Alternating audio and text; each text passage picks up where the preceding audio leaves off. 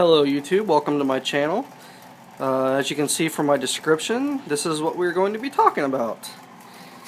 I bought these boats on eBay. I'm not going to try to pronounce the name. But bought these boats on eBay. You can get them for about $40 a piece. They've been on the market for a while. Thought they looked like fun, so I bought a couple of them. One for me, one for my dad.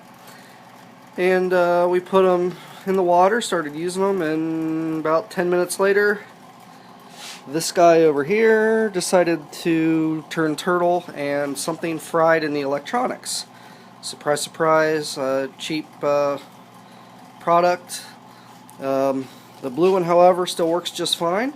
So I decided to completely redo everything in the yellow one here. So what I'm going to do is I'm going to show you what the stock one looks like inside, and then we'll focus on this one and see what the differences are. So I'm going to slide this one over to the side here, and we will take a look. This is what they call the double horse system. 2 rudders in the back, dual motors. I believe they're the 380 can size. As far as turning goes, it will, if you're turning left, it will turn off the left propeller and just use the right propeller. Very, very, very quick turning radius in this thing stock. Very happy with it. It's very fast for a toy grade RC, for a toy grade boat. It goes advertised about 25 miles an hour out of the box. I don't know if it's quite that size, but quite that fast, but it is pretty quick. You know, we were just going to mainly play with these on a pool, in the pool, so it's pretty too fast for the pool. So let's take a look in here. You just swing these off to the side and pop this front cover off. And here you can see you have the twin motors here. Like I said, 380 size, brushed motors. NiCad, I believe it's a 7.4 volt battery here. You know, biggest complaint I've seen on these online is the run time down to about 6 to 8 minutes if you're running pretty hard, and that's probably accurate, but you know, it's battery, so what can you expect? The way this is set up, if you were trying to test this out of water, you would need to touch both of these propeller rods here while you're using the remote to actually get the motors to turn on. So what you can do is wire something between the 2 rods and solder those on, and you don't have to do that. Or if once it's in the water, it makes that connection automatically for you. And then here is the receiver box, or what would be the receiver box. I'll show you kind of a close-up of what that would look like here in a minute. And it's all contained in there. No battery in here for, you know, the receiver. It's all kind of built in and uses the power of the main battery. So that's pretty much it. Very simple as far as that goes. Don't really know what happened with it. Something on this board fried when the other boat was upside down. Don't really know what it was. I tried to find it to fix it, couldn't figure it out, so decided to do something different. It sat for a while, and then I just decided, well, let's take a look at this and see what we can do. So that's the stock one. Here is the remote. Here, stock comes with 27 megahertz or the you know, the 40 something megahertz, so that you can run 2 at the same time. Very, very simple. You've got forward. It does not go in reverse stock, forward only, and then of course left and right. In order to turn left and right, since there's no rudder, you do have to hold forward and left, or forward and right, to make the turn. So it's, you know, a little bit awkward if you're, you know, for a toy grade, but it works just fine. It goes pretty fast and all that. So that is the stock version. I'm going to set this out of the way here, and then we will take a look at my new and improved version. Okay, So what I decided to do, I started taking a look at the controller inside, the receiver. I couldn't figure it out, so I just decided let's just gut it all, take it all out, and put some more of hobby grade electronics in. So let's see what we came up with here. I could have probably got a tank style RC controller to do the two different for the steering left and right. Decided not to go that route. I wanted a more traditional boat look, so got a rudder, installed that,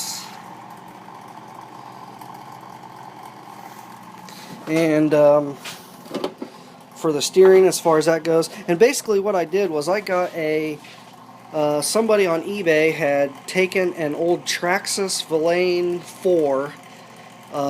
It was a brand new unit. They decided to update. It was what I guess you would call new old stock. They took all the electronics out of it. They wanted to go brushless with it. So they sold all the electronics, the motors, the ESC. I don't think it came with the servo, but the motors, the ESC, the radio, and the receiver, all in one lot. So I went ahead and picked that up, probably for the same price as I could have bought another boat of these. You know, these are about 35, 40 bucks. And you know, what the heck, I kind of wanted the boat to run, so probably not the most cost-effective thing to do, but hey, it was fun. I enjoyed the project, so that's what it's all about, right?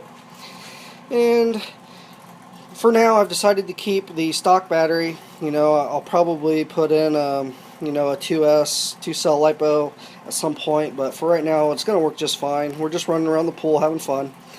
I decided to keep the stock motors in. Why? Well, because they're already installed. They go fast enough for what we're wanting to do. Actually, too fast for the pool, so decided to leave them in there. Why change it, right? Just to give you an example here, this is the stock Villain IV motor that came with all the electronics I bought. I don't know if it's kind of hard to tell side by side here, but quite a bit bigger. I believe it's the 540 size can. It has the black heat sink on there, stock. I did take one of the motors out to see if it would fit, and it did not, and which was the main deciding factor to keep the stock ones, because they're already in there, they work, they're fast enough. So moving on, I did install the Traxxas 2075 servo for the steering, for the rudder. Why? It's waterproof. For one, I don't have to worry about waterproofing. Shouldn't get very wet anyway, but hey, it is a boat, so things happen.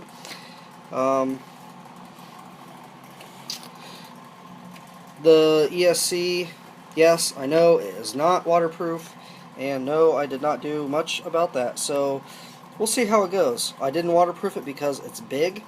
I didn't find a very convenient way to do it, so yeah, just left it that way. As far as the battery pack for the receiver, it is actually mounted way, I don't know if I can get my camera in here to show you. It's way up in there. I basically took the battery pack, put it in a balloon, and velcroed it right here. It's up out of the way. It gets me a little bit of weight on the front of the boat, which I think is going to be important since I am adding quite a bit of weight to this boat. They're actually pretty close weight-wise between the stock and this one. This one is heavier, probably by a pound or two, maybe. Not a lot heavier, but it is heavier, so I did want a little bit of weight in the front since I'm adding more weight throughout the boat. The receiver box is right there. Just went with the balloon, got it in the balloon, and zip tied it all up. And hey, it's my first try at this, so we'll see how it goes. Got my power switch right here. Turn that on. Got my receiver right here. Just using the Traxxas Villain IV controller. Trying to get this up here to try to show you the the steering.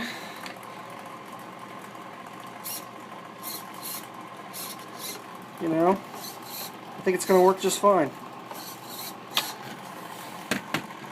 You know, got the power here.